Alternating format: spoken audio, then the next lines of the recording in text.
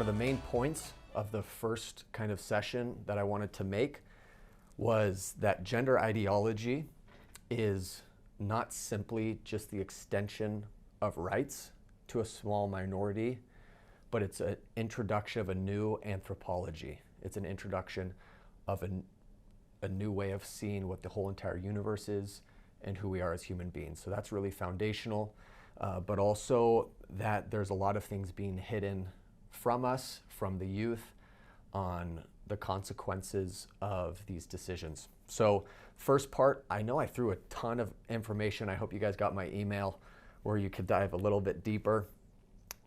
This part is gonna still be a little bit more objective in the sense of we're gonna just kind of learn of what the Catholic Church teaches in regards to these topics. And then we'll dive a little bit into the personal and the subjective. And then the next part next week is really gonna be on, like what Connor said, the pastoral approach. It's gonna be really, really personal. So that's kind of what we're gonna get into today. So I wanna start with a story. I was teaching at a high school, at a Catholic high school for a little bit. I was teaching there for 5-6 months. And I had some freedom with the curriculum, you know? So it might say like marriage. That's all it said on the curriculum. Okay, Brendan, you got the freedom to do as you will on that topic. So I looked at the next curriculum and I had to do 6 to 8 classes on discrimination.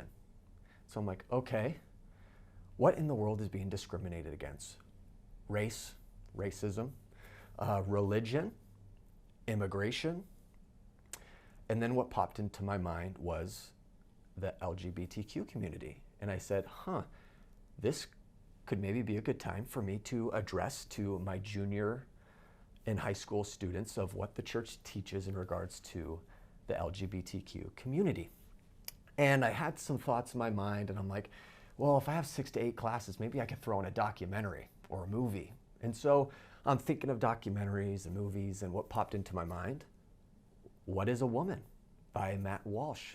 Maybe you've seen it. If not, I highly recommend it. And so I go to the head of theology because, hey, this is a kind of controversial documentary, want to get their permission. So I go to the head of theology and she's never seen it before, but I was like, yeah, it could be a little sensitive. And she just said, you know, if you decide to play the whole thing, come to me and let me know. I said, sounds good. So I meet with another theology teacher and, hey, I was thinking about this documentary, what do you think? And she recommended, you know, Brennan, I don't know if I'd play the whole thing, but definitely play a short clip, maybe 2 to 5 minute clip that can bring about discussion for the students. So I said, okay, that sounds like a good idea. So I played my class a clip. And in this clip was Matt Walsh went to a university professor who was an expert, a professor on gender studies, women's studies. And he asked the professor, what is a woman? And the professor kind of hesitated and, why do you care?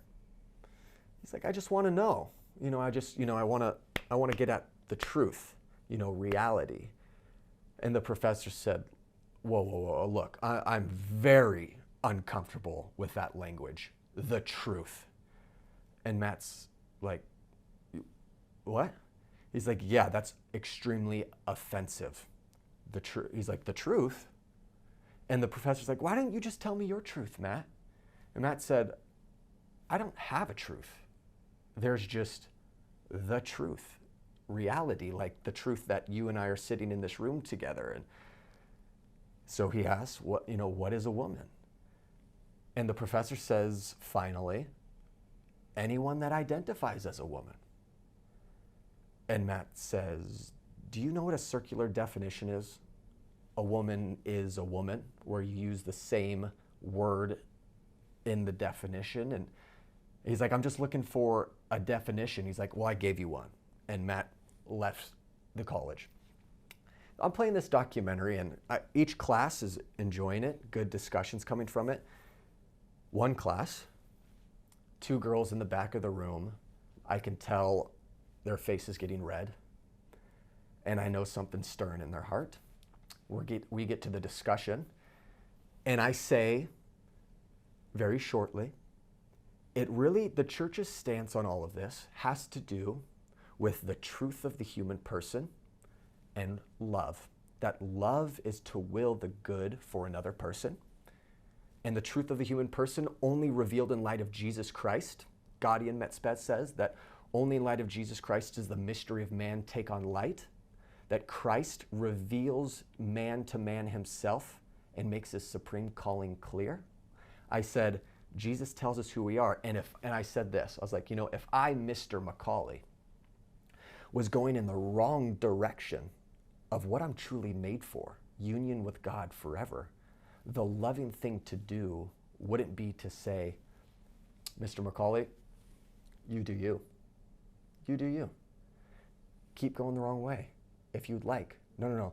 The loving thing to do, I said, was to gently say, hey, Mr. Macaulay, you're going the wrong way.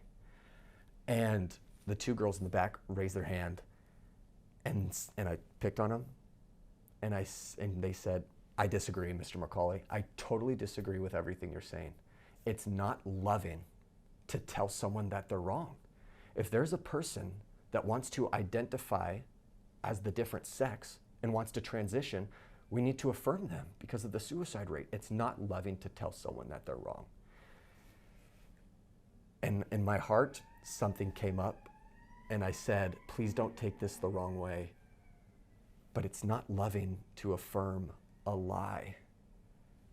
And more emotion came out and more anger came out, and I said, okay, we just got to pause here. Time out, we got to pause. And if we want to discuss this in private more, we will do that. Which we did, and we were able to be on good terms. But the head of theology stormed into my room after school. Did you play that documentary, Mr. Macaulay? And I said, no. I took the advice from a teacher. I didn't play the documentary, I just played a clip. And she said, well, don't ever address that topic. Why would you want to address that topic? Don't address it. For the rest of the year, don't even go there. And I'm just like, I just want to keep my job here. So I was just, okay, what am I supposed to do here? So I met with the academic dean. They said the same thing. Why did you address that topic? Don't go there. And I'm thinking in my heart, I might be the only person in their life who tells them what the church teaches.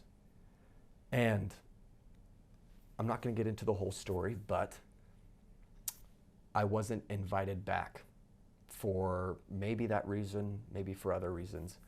But this topic, yes, is sensitive. There are many Catholic schools that are silent on it, but we need to bring to light. We can't withhold the truth of the human person to anyone. We can't withhold that because that's true love.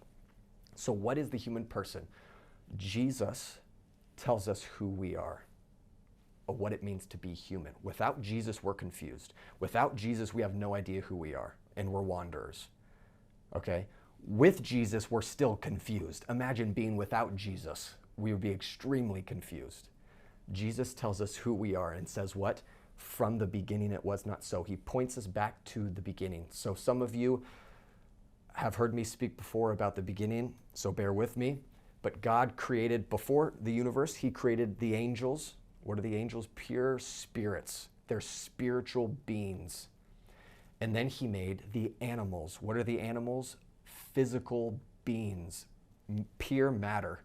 And the crown, the grand finale of all creation, is this unity of spirit and matter. My professor said we're mystics, and we're hobbits at the same time. We're this unity of spirit and matter, and we're made in his image and likeness as male and female. God is love. He is a communion of life-giving love. God the Father is giving to God the Son. God the Son is receiving through their union.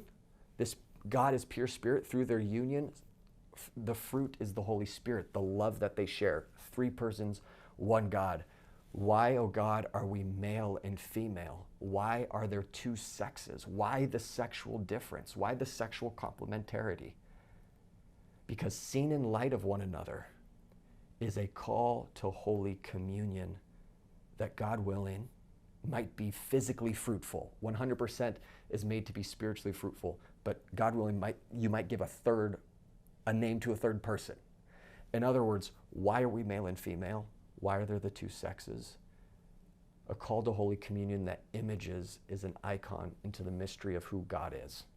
So any attack on the body as meaningless or that the sexual difference does not matter is an attack on the heart of God as communion. And we all ache for communion. That's what it means to be human. We ache for love and communion, and the body is a sign of that. The body expresses the person. I often say if I was dying and decaying, my body, if I was 99 years old, wrinkly body, you wouldn't say, Brendan's fine, he's not dying. You'd say he is dying because the body expresses the person. It reveals I'm suffering. It reveals I'm happy. The body is the person. And Jesus Christ took flesh. He united himself to human nature, and he raised it into the eternal ecstasy and bliss of God. Pope Benedict says this, the feast of the ascension, when Jesus took our lowly human nature, body and soul, and raised it into the eternal ecstasy and bliss of God, he says, the feast of the ascension sings the story of the flesh, that the flesh is ever filled with light, spirit, and God. This is why St. Paul says, live by the Spirit and not by the flesh. What is the flesh? It's our human nature, our fallen human nature. What's living by the Spirit? It's opening our human nature, body and soul, to the indwelling of the Spirit of God, so that our bodies, along with Jesus, will ever be filled with light in the Spirit, according to St. Benedict. So that's the two bookends. Where did we come from? We are made by love as human beings. Our bodies are gifts. This is the truth. And our body and soul is made for resurrection of the body. Whereas Philippians says our lowly bodies will be conformed to God's glorified body. So at the heart of Catholic anthropology is this: matter matters. The body matters. The body is good. The body is meaningful. All of that. The body has a new dignity. But we're wounded. And what the church says is with the fall, when they covered themselves up, they didn't cover themselves up because the body somehow became tainted, but the covering of the body was an expression of the covering of the heart, that our hearts were filled with shame.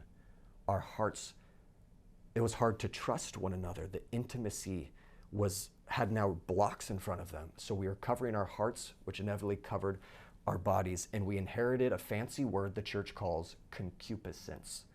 Concupiscence. What is concupiscence? It's that our human nature is now inclined and pulled to sin.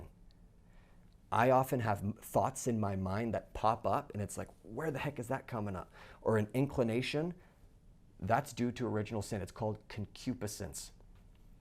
I often talk about a guitar, that the human nature is like a guitar, where in the beginning we were in perfect tune. We were singing, we were in perfect tune. And original sin, our wounded humanity, became twisted up. The tuning pegs became twisted to where what came out was not perfect love, was not willing the good of one another perfectly. What came out was use, domination, and hiding.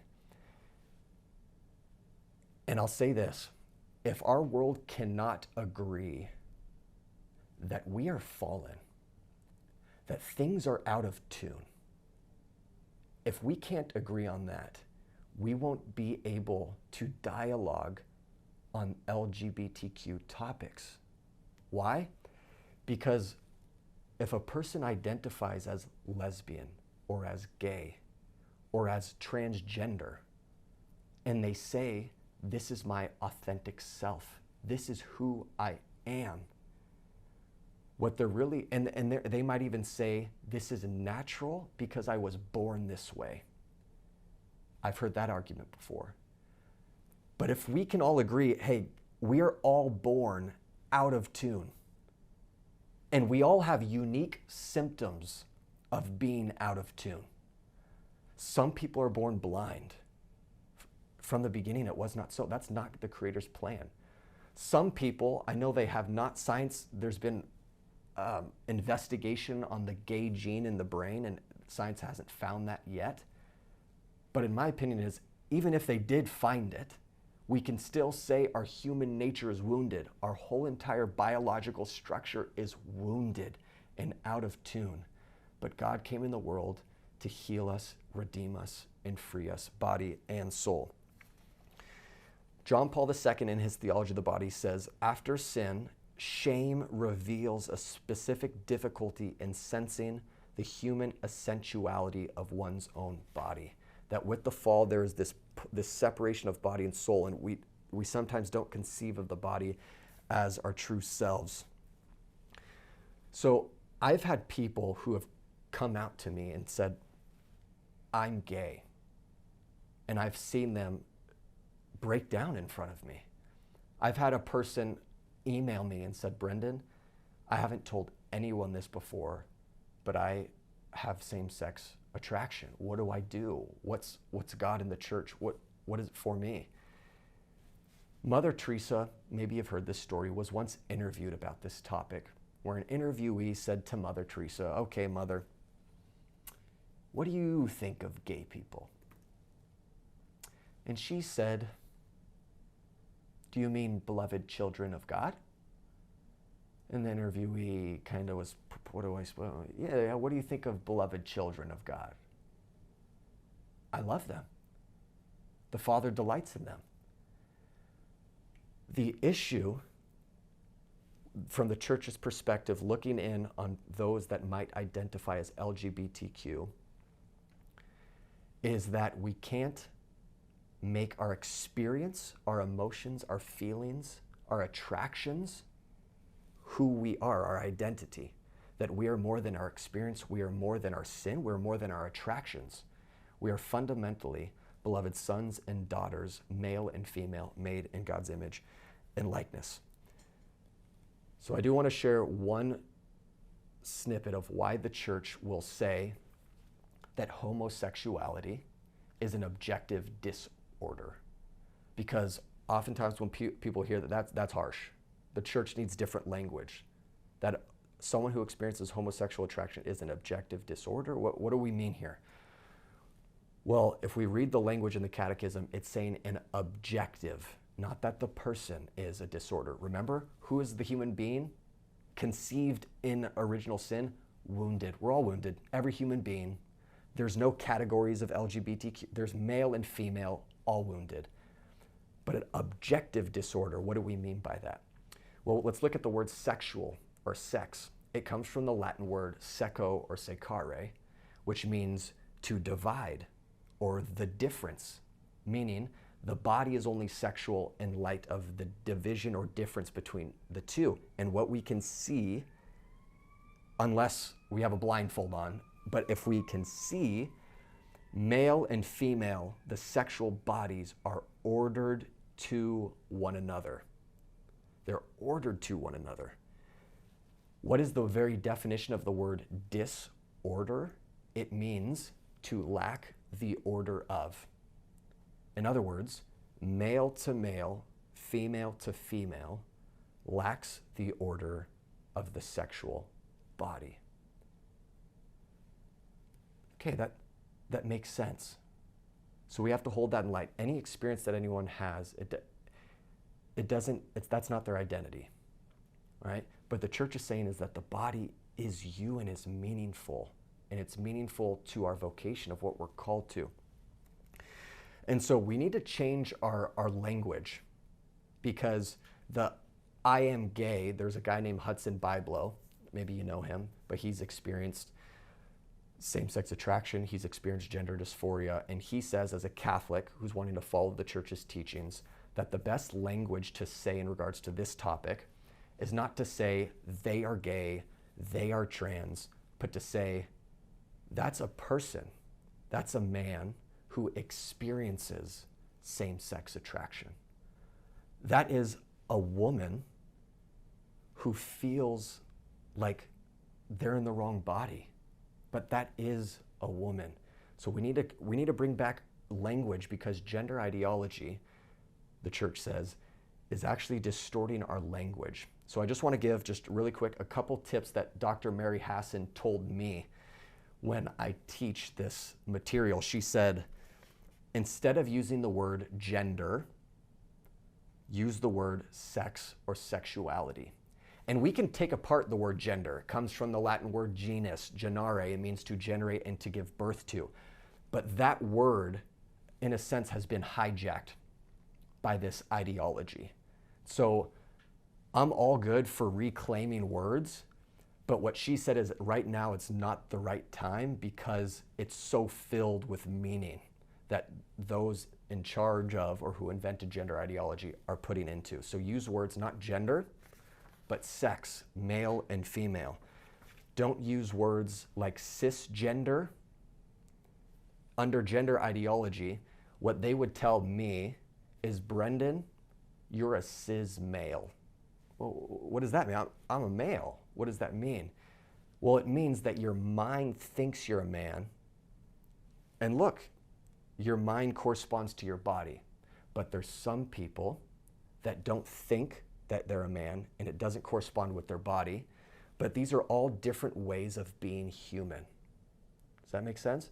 So it's under that false anthropology the church is saying. So instead of cisgender, it's male or female. Instead of using the word trans people or transgendered people, it's simply male or female who identifies as transgender. Or lastly, instead of sex assigned at birth, it's not assigned, it's recognized, because it's already innate and grafted in our being right from the start. So this is what the church, this is what Pope Francis says about gender ideology. He says, it is one thing to be understanding of human weakness and of complexities of life, because these are real people who experience these things. So there's one thing to be understanding of human weakness and the complexities of life, and another to accept ideologies that attempt to sunder what are inseparable aspects of reality. Let us not fall into the sin of trying to replace the Creator. We are creatures. We're not omnipotent. Creation is prior to us, and we must be received as a gift. So the church is all for science. And what the church will say to every person is, like what Pope Francis says, is we got to accept our bodiliness, our sexuality, as a gift from the Creator, because we didn't choose this. It was prior to us, but it is a gift. But the church is for science and for health and for healthy bodies. And so I just want to make this quick note, is that what I shared with you in the last session with gender theory and what healthy medicine now is and therapy, is that there's a destruction to something that is already functioning and healthy. For example, fertility. That is a healthy function. Puberty blockers and cross-sex hormones destroy that healthy function. If there was someone who was infertile, the church would say, go to doctors to try to regain your fertility. Maybe someone was born with infertility, and that would be a defect of human nature. And the church calls for medicine to restore healthy parts of the body. And so what the USCCB says, any technological intervention that does not accord with the fundamental order of the human person as a unity of body and soul, including the sexual indifference inscribed in the body, ultimately does not help, but rather harms the human person. So I want to conclude by sharing that I know people, I personally don't know anyone. I hope I actually do get to meet someone and become friends with someone who experiences gender dysphoria. I know people who experience same-sex attraction, and I have witnessed eye to eye their heartbreak, their pain, where they felt abandoned by their family. And so these are real people. And what I just shared with you is, again, objective truths of what the church teaches. But every person who experiences same-sex attraction or who might experience gender dysphoria does not want a walking dictionary and a walking catechism who just tells them what is right and what is wrong. They ultimately want a friend. You know, I think about how often when I see maybe a group on the street who might be dressing in a certain way that might express that they identify as trans, how often do I judge them rather than try to see them, to wonder about their story, what happened to them. That is the call actually of Jesus in the church. The church doesn't just uphold truth, but the church is mother. The church is compassionate. The church is merciful. And the church calls us to be disciples. And what are disciples? Those that walk and accompany others. What happened when we read in the Gospels with the leprosies? The woman who experienced hemorrhages and bleeding for 12 years. What did people say? Don't get around them. Don't touch them. And what does the leper do? What does the one with the hemorrhage do? Goes to Jesus. And Jesus is not afraid of their wounds. And we're all in this category, but he touches them. He walks with them. I just want to conclude with a story when I did this, because it was grace-filled for my life, and it taught me a little bit about suffering and the grace that God wants to invite us as disciples into other people's suffering. But I was serving in Calcutta, India with the Missionaries of Charity. And we opened up the ambulance one day while we were serving, and this man came out, and he had a gash in his head, paralyzed left arm and leg, and he hadn't been bathed in months maybe, and he was on the side of the road alone. So we picked him up, we bathed him, we cleaned him, and every single day afterwards, we would walk in to serve the men, and this guy's eyes would just light up, and he would go like this. He would reach out for a hug. And we would walk over to him, and we couldn't talk to him because of the language barrier. And I would just give him a hug and look at this man in the eyes. And I was just like, oh my gosh. What we do unto others, we do unto Jesus. That just radiated in my heart, and I was filled with tears. And the very last day when I said goodbye to him, after a month of serving with him, I gave him a hug. And he picked up my necklace that I was wearing, and I'm like, I gotta give him my necklace. So I placed it over his head. He just lit up, and he just squeezed me, bear hugged. And after 30 seconds, I was like, okay, it's probably time. And I went away, and he just ripped me right back into his chest.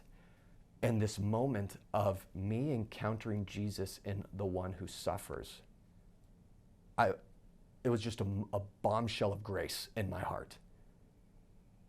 And in Calcutta, it was physical, visible suffering. A lot of times here in the US, it's interior suffering. But I promise you, and I need to work on this myself a lot, is I need to enter people's sufferings and love them there and walk with them there and accompany them there. Because whatever we do unto others, we do unto Jesus. And so my question to you to reflect on after this is, maybe when you pop up on social media and there's something that says LGBT, or maybe you see someone on the road with signs LGBT, what's the initial thought in your heart? Is it judgment, gossip, disgust, anger, or is it compassion? Pray for Jesus' heart. Pray to see as Jesus sees, with compassion and mercy and wonder towards the person's story.